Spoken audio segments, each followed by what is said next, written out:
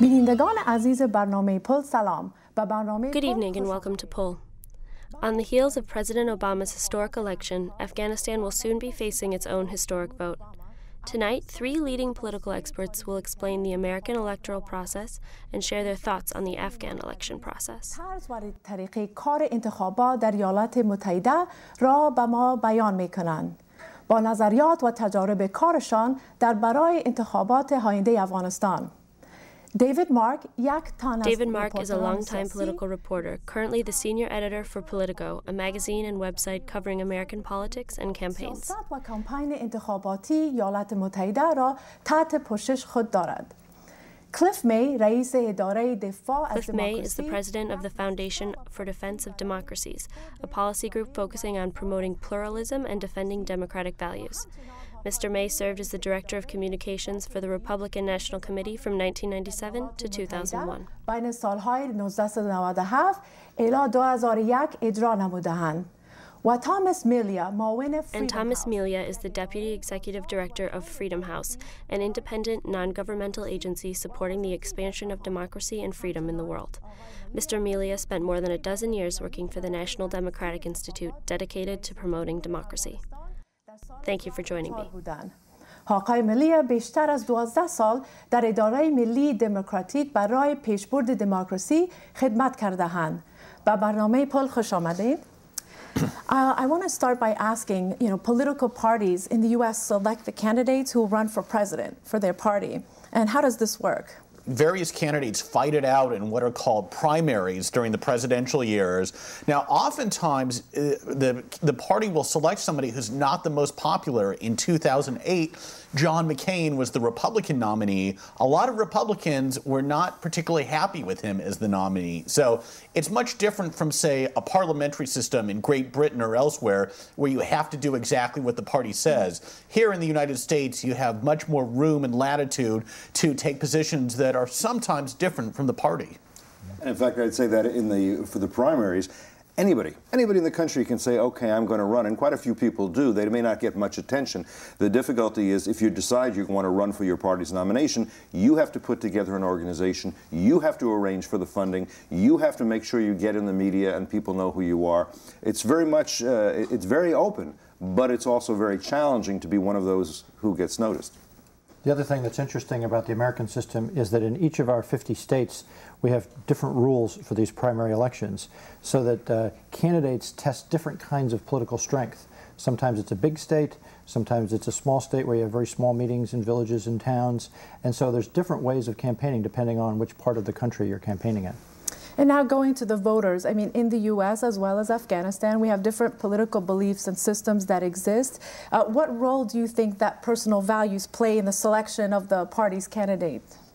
Well, the candidates' personal values, that generally plays a significant role. In recent election, we've had what are called value voters, where even if voters don't agree with the candidate on every single issue, they kind of like their background, their upbringing, where they go to church, whatever associations they might belong to. So I think personal identification matters a lot in politics, even more than candidates' stands on individual issues sometimes. And that's more true for presidential elections in the United States than for local offices, for your town council, or even for your member of Congress. When people vote for the president, the person who's going to be representing the whole country to the world, they really, it's kind of a gut-level vote for someone that they think is a good person and will represent not only values, but the country as a whole. And getting to how to be part of this process in terms of funding it. In Afghanistan, international donations are needed to fund the election coming up this year. How are campaigns in the United States funded? Well, there are a few ways, but a very important part of it is that candidates have to go out and find people to give them funds to run their campaign, and there are very strict laws about that, so they generally have to do it in rather small increments. In other words, they have to get a lot of people to give little bits of money for the most part. Once they're the party's candidate, then the party can give them money, but the party also is going to donors. There is such a thing as government money that comes in at a certain point. The rules on that are tricky as well. You can take it, and then you have to abide by certain rules, or not take it. and then you don't have to abide by quite the same rules. And has it been that way all along, or? It's changed all along. Every few years there's another attempt to reform the system. Then people realize the system doesn't work very well the way it is, so they try to reform it again, and then usually they feel that didn't work either, so we have to reform. It's a work in progress. It has been for over 200 years. It probably will be for the next 200 years. Nobody's found quite the right way to do it. There are big political arguments over how you should finance your political system. Is it better to go to the voters? How much should a person be allowed to give? If I'm allowed to give my time to a candidate, why can't I give my money instead? That's an interesting question. Should the taxpayers have to finance a candidate they don't like as well as one that they do like? And if so, who's to decide who's a viable candidate and who's not? If 100 candidates want to be in it, should the taxpayers do it? I don't think anyone's come up with the perfect system, and so we continue to fight about how to change the system. And so the democracy is changing, and with that, in Afghanistan, some candidates have been known to give money to voters to get their support, whereas in the United States, the voters are giving money to the candidates. Why is that? Well, in this country, it's supposed to be illegal to buy votes, to give out gifts and money directly to voters. That's not to say it doesn't happen sometimes. Sometimes it's a little less formal. In many big cities in the United States, there's a tradition of what's called walking around money, where a local city councilman, even clergy, will go out and kind of get people to come out to the polls on Election Day by giving gifts or even money outright. Barack Obama's campaign had a lot of tension with these local groups because they said they wanted to do politics a different way. And so it's not supposed to be that way, but it does still happen from time to time. And let me ask you, in Afghanistan, there's a number of questions about some candidates, whether they should be allowed to even run. Are there any rules like that in the U.S. about who can run for office? The only people that are excluded from running for office are people who have been convicted of felonies in certain cases. Other than that, if you're above the right age, almost anybody can go out and campaign for office. And the premise in our system is that the voters should decide. If the voters think that somebody's done something wrong or shouldn't be elected, then leave it up to the voters to decide that. So with very limited exceptions for people that have been convicted of felonies, anybody can run for office. And following up on that, once they're in office, can the voters remove them from office? Yes. We've had governors impeached. That's when the legislature votes to take somebody out of office. We had two presidents in recent memory, presidents of the United States, were subjected to impeachment trials in our Senate because they were accused of having broken the law. And so there is an option for voters and their elected representatives to take somebody out of office before their term is completed if they've done something egregiously wrong. And there is a restriction for the presidency only, that you have to be born in the United States. So that's someone like Arnold Schwarzenegger, who may be known to the audience, who was born in Austria. He's governor of California, but he can't be elected president under current laws because he wasn't born in the U.S. So very minimal qualifications? Minimal qualifications, one might say that, exactly. Yeah. More on America's campaign process when we come back.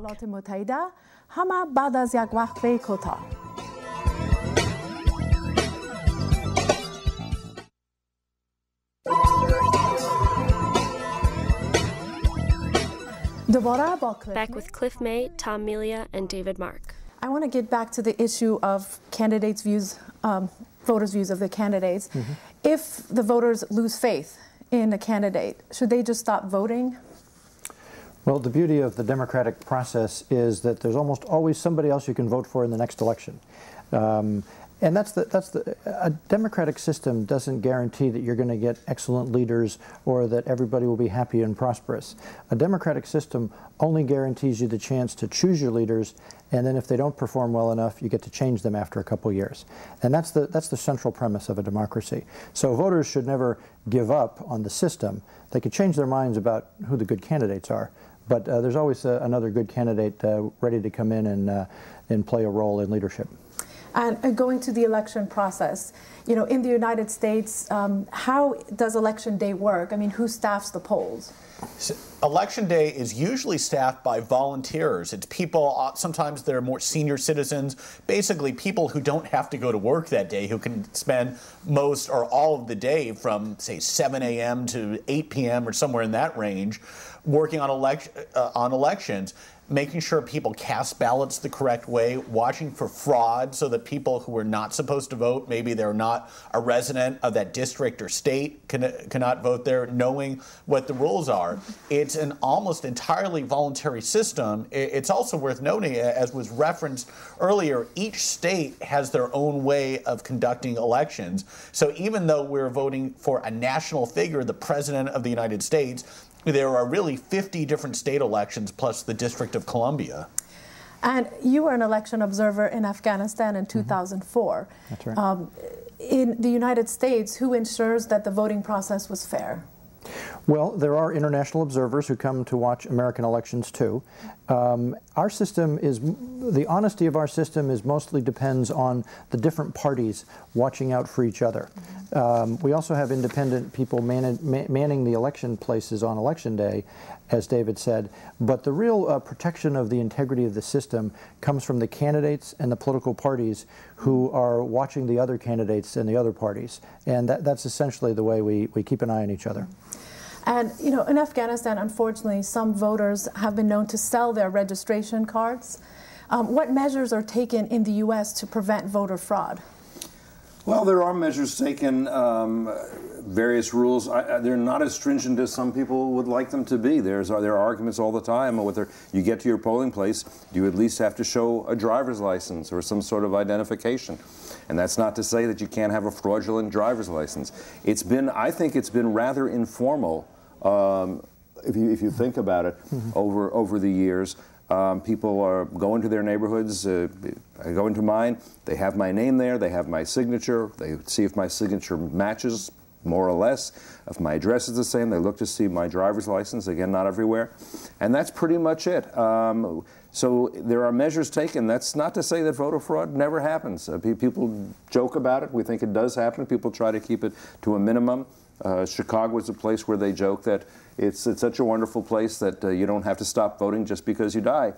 I think it's an imperfect system, and I think it's one where you're constantly battling against that, and there are no permanent victories, just permanent battles. But technology is also used in this process. Technology can be used. It's not. I think it's not used as much as it might be. You know, if you go to Disneyland here in America, and you buy your ticket, they can tell from your thumbprint as you go in that you're there, that you were there yesterday, that you're the same person. They know where you are in the park and which ride you're on. We have nothing like that in our election system, but it's still, I would say it's still rather primitive. Well, one challenge that election administrators often face is resources. They just don't have the money to carry out elections in the way that maybe a lot of people would like. That's because they're constantly battling their legislators. They're competing with money to go to roads, education, other probably worthy projects, and elections only come around every 2-4 years or so, and people forget that they're there, and they're just not always funded maybe the way that they should be. There is usually one state official who is charged with this. So usually is called the Secretary of State, and it's not the only responsibility that the Secretary of State would have, but it's one of the main responsibilities. They're supposed to look over the elections. And going to some process issues, in 2000, as we know, Al Gore won the popular vote, but the Electoral College decided that George Bush actually won the election.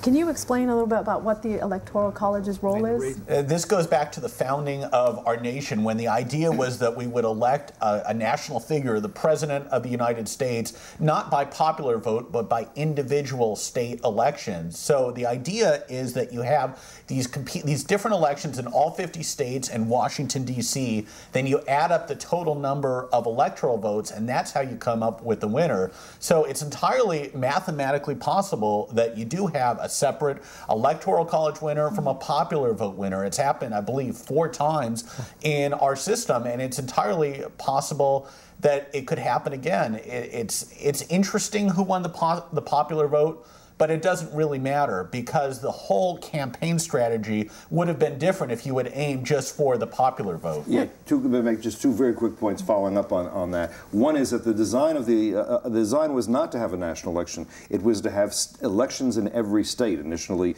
there were 13. Now there are 50, and in each state there's a separate election for president, and that was the idea, because the states were meant to have a certain amount of power separate from the federal government. But also, exactly as you say, the campaign manager understands this and runs his election differently than if he were just if you're just going for the popular vote. You'd go to Los Angeles, you'd go to New York City, you'd go to a few popular places with big population, and you would ignore the rural areas because who cares about them? But if you need enough electoral votes from the farm states, from the less populated states, then you have to campaign more nationally. And it's a balance. Some people think it's unfair because the popular vote should carry. Other people say, no, we want the entire country involved, and that means you have to run the election in all 50 states. Going to the issues of race and gender in an election, you know, this past election, Hillary Clinton was the first female candidate who nearly got her party's nomination. What role do you see women playing in campaigns in the United States? Well, most voters in the United States are women, so they play a very central role. Women are more and more visible in our politics, in our legislatures all over the country. And some of our states, including our biggest state, California, has two of the two senators are women. So women are becoming more and more visible and more influential and more powerful in the United States. And Secretary of State Clinton's prominence is just the tip of the iceberg. There are a lot of other women, particularly in the successor generation. Younger women in their 30s are getting more involved in politics across the country. More about the important role voters play in America and Afghanistan in a moment.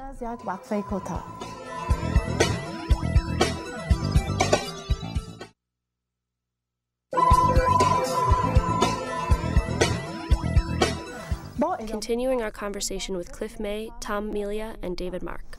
The younger generation, what role do you see them playing in the campaign and election process, and perhaps especially this last election? Well, young people in this last election played a critical role in the success of Barack Obama's campaign in that they were the foot soldiers, if you will. They were the activists who went all over the country and spoke about the candidate and organized people to come to rallies and organized people to give money to the campaign.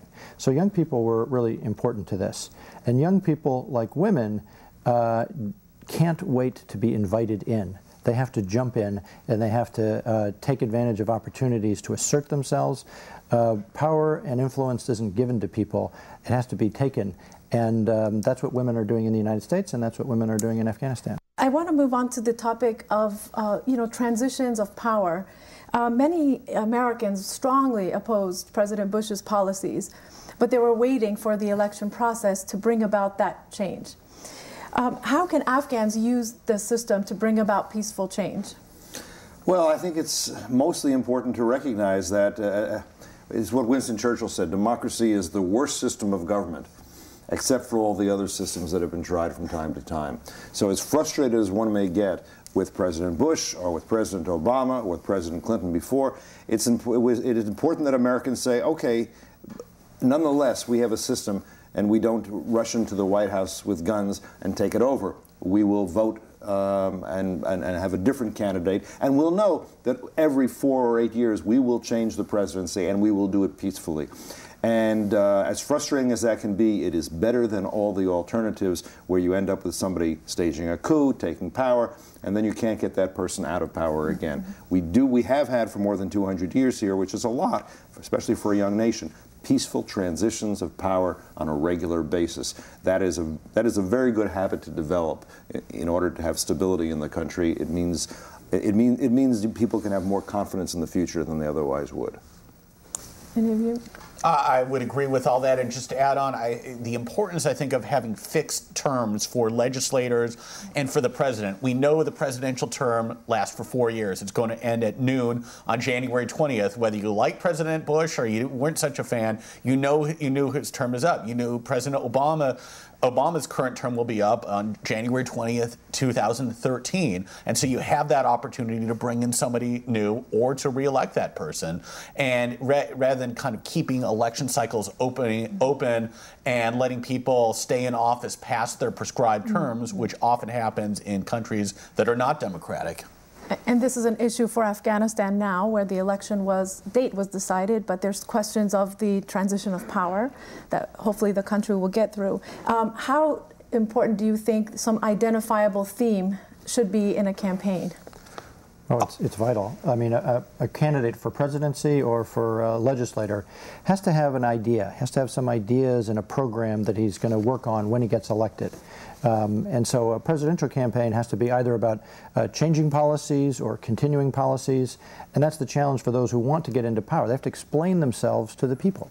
And I think voters generally do a good job of picking up on that. They can separate candidates who really want to come into office because they have a program, they have 4 or 5 goals that they want to achieve, versus the kind of candidate who's running for office just because they want to be a United States senator or they want to hold power. I think voters generally, not always, but generally do a good job of seeing through that and can separate the two kind of candidates. In a certain sense, a candidate is selling a product.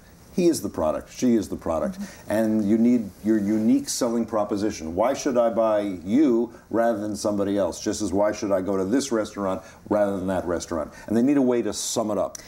Going to the topic of diversity, after 200 years, America finally elected its first African-American president during the last election. Do you think that this opens up the entire political process to more diversity? I think it already has. I think that people of all colors and all ethnic backgrounds in the United States, I think now think that their children can grow up to be president of the United States. And that's an important reference point for families in America to believe that they're part of the larger process, that they're part of the national society. And we're a country not different than Afghanistan that has a lot of different languages and ethnicities and religions in our population. And it's important that everybody feels like they have access to equal citizenship. And that's what Barack Obama's election demonstrated to a significant degree, was that even minorities and previously excluded populations can now feel fully a part of the American citizenship. If you could tell one thing to Afghan voters who this year will be electing their next president, what advice would you give them? Well, I guess I would say to try to understand who the person is and what direction that candidate wants to take the country. That's not always so easy to do based merely on the slogans. I think it should be about, we talked about anybody can become president in the United States, black or white, Christian, Jewish, Muslim. I think for most voters, not all, but it is more important where a politician wants to lead rather than which ethnic group, which religion he comes from. And I think that's a good and useful thing, and I would, I guess, recommend to Afghans to also think about the future, not just vote on the basis of ethnicity or religion or clan or tribe. Think about the nation as a whole to the extent you can. I think it's important that Afghanistan, if it's to prosper, that it think of itself as one nation and a nation moving forward in the world. با تشکر از David Mark, Tom Melia. My thanks to David Mark, Tom Melia, and Cliff May. We'll have more about the upcoming Afghan presidential election in the coming months. We'd love to hear what you think about this or any other poll program. Just go online to americaabroad.org or visit us at tolo.tv. See you next week for another edition of Poll. و www.tolo.tv خواهیم بود. با امید دیدار شما بینندگان عزیز و برنامه بعدی پل شما را به خداوند یکتا می سپارم. شاد و موفق باشید.